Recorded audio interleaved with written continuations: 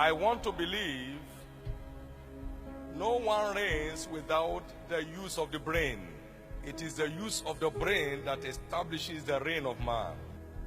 Shallow men think of luck, but great men think of cause and effect. Life is practical, not mystical. Therefore, we need to give a practical approach in order to make the most of our adventure on earth. I believe a mystical approach will produce a miserable end. New York Times asked me a question. They said, what do you do with your time? I said, I read and I think. That is my mainline hobby. The only time I knew I needed a driver was when I would park by the road to put down my thought before the escape. When a thought strikes through my mind, I would just park the car, take my pen and write it down. When we sit in the car going from one place to another, you can find me very busy the next 3 hours, no word to anybody, and drawing things and checking the calculations and saying how it works and all of that. That is the only way to work it. And no one can think for you. You have to think for yourself. That's why students fail exams, because their teachers can't think for them in the exam hall.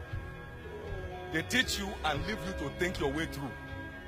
So every information you have gathered here, you now go and use it and enter the engine room and start analyzing and diagnosing and dissecting and integrating until you can find how to draw maximum value in addressing your present position.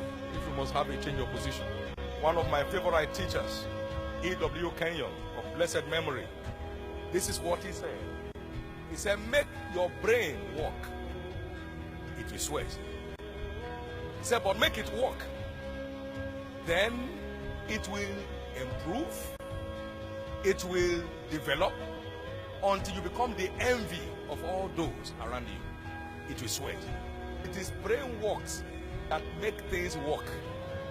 Everything that is working great begins with brain work. That's what it takes to maximize your place in destiny. A committed to brain work, which is strategic thinking. Can I hear you say, I will make my brain work?